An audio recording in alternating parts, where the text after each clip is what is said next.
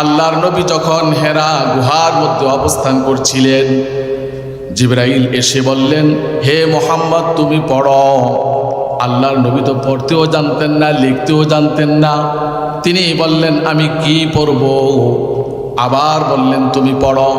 আল্লাহর নবী বললেন, আমি কি পড়ব? আবার বললেন, তুমি পড়ো। আল্লাহর নবী বললেন, কি পড়ব? হযরত জিবরাইল আল্লাহর নবীর সিনা মুবারকের সাথে জড়িয়ে ধরে বললেন, আপনি আমার সাথে পড়ুন, ইকরা বিসমি রাব্বিকাল্লাযী খালাক খালাকাল ইনসানা মিন আলাক ইকরা ওয়া রাব্বুকাল আকরাম আল্লাযী আল্লামা বিল কলম আল্লামাল ইনসানা মা লাম ইয়ালাম। আল্লাহু আকবার। এই আয়াতগুলি সর্বপ্রথম কুরআনুল কারীমের মধ্যে অবতীর্ণ হয়েছে। তারপর আস্তে আস্তে ক্রমে ক্রমে দীর্ঘ 23 বছরে পুরা কোরআনে কারীম অবতীর্ণ হয়েছে। এখন একটি প্রশ্ন হলো, আল্লাহ রাব্বুল আলামিন তো ইচ্ছা করলে এই কোরআনটা একসাথে অবতীর্ণ করে দিতে পারতেন, কিন্তু তা না করে তিনি কেন আস্তে আস্তে দীর্ঘ 23 বছর অবতীর্ণ করেছেন? তার কারণ কি?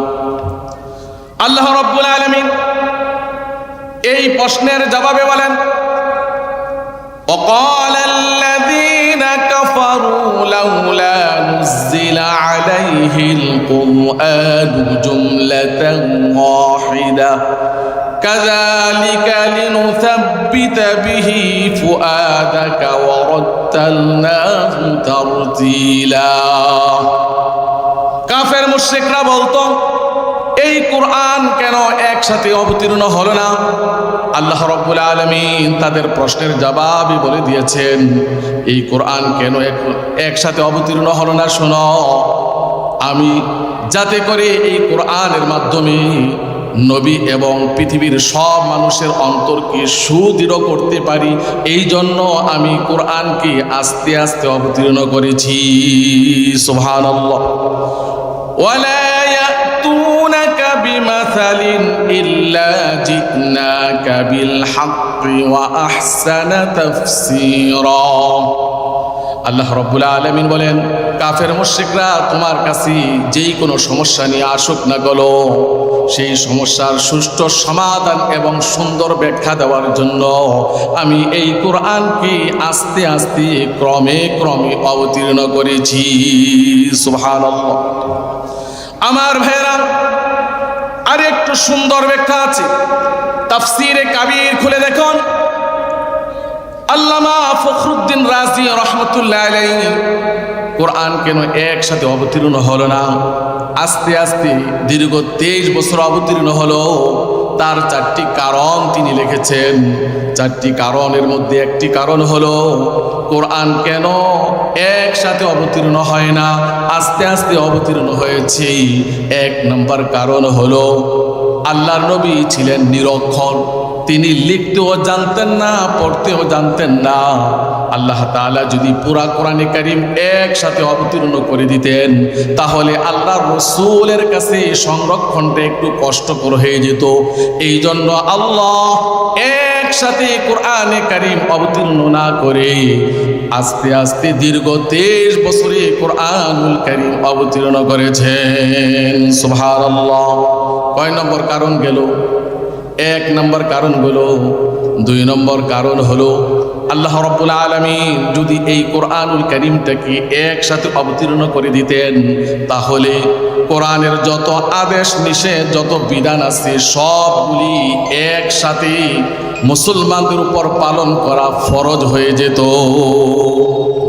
সবগুলি একসাথে পালন করা মুসলমানদের পক্ষে কষ্টকর হয়ে যেত।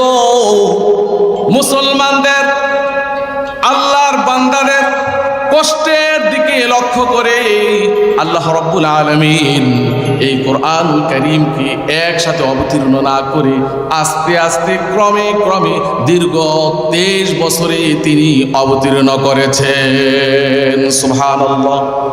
কয় নম্বর কারণ গেল? 2 নম্বর। 3 নম্বর কারণ হলো আল্লাহর রাসূলকে কাফের মুশরিকরা বিভিন্ন সময়ে বিভিন্নভাবে কষ্ট দিত, বিভিন্ন সময়ে বিভিন্নভাবে কষ্ট দিত। হযরত জিবরাইল যখন আল্লাহর নবীর কাছে আসতেন, তখন আল্লাহর রাসূলের কষ্টের কিছুটা লাঘব হয়ে যেত। আল্লাহ রাব্বুল আলামিন চান তার রাসূল যাতে কষ্ট না পান। জিবরাইল বারবার আয়াত নিয়ে আল্লাহর রাসূলের কাছে আসুক, এই জন্য আল্লাহর রাসূলের কাছে কোরআনুল কারীম হযরত জিবরাইল বারবার নিয়ে এসেছেন। কোরআনুল কারীম আল্লাহ একসাথে অবতীর্ণ না করে তিনি আস্তে আস্তে দীর্ঘ 23 বছরে তিনি অবতীর্ণ করেছেন। সুবহানাল্লাহ। কয় নম্বর কারণ গেল? আর আছে কয়টা? একটা। 4 নম্বর কারণ হলো কোরআনুল কারীমের সর্ববৃহৎ একটা অংশ মানুষের প্রশ্নের জবাবে অবতীর্ণ হয়েছে, মানুষের প্রশ্নের উত্তর দিয়ে অবতীর্ণ হয়েছে। আল্লাহ রাব্বুল আলামিন যদি একসাথে পুরা কোরআনে কারীম অবতীর্ণ করে দিতেন, তাহলে অনেক প্রশ্ন মানুষের কাছে অজানা থেকে যেত, অনেক প্রশ্নের উত্তর মানুষের কাছে অজানা থেকে যেত। এই জন্য আল্লাহ একসাথে কোরআনুল কারীম অবতীর্ণ না করে তিনি আস্তে আস্তে দীর্ঘ 23 বছরে কোরআনুল কারীম অবতীর্ণ করেছেন। সুবহানাল্লাহ।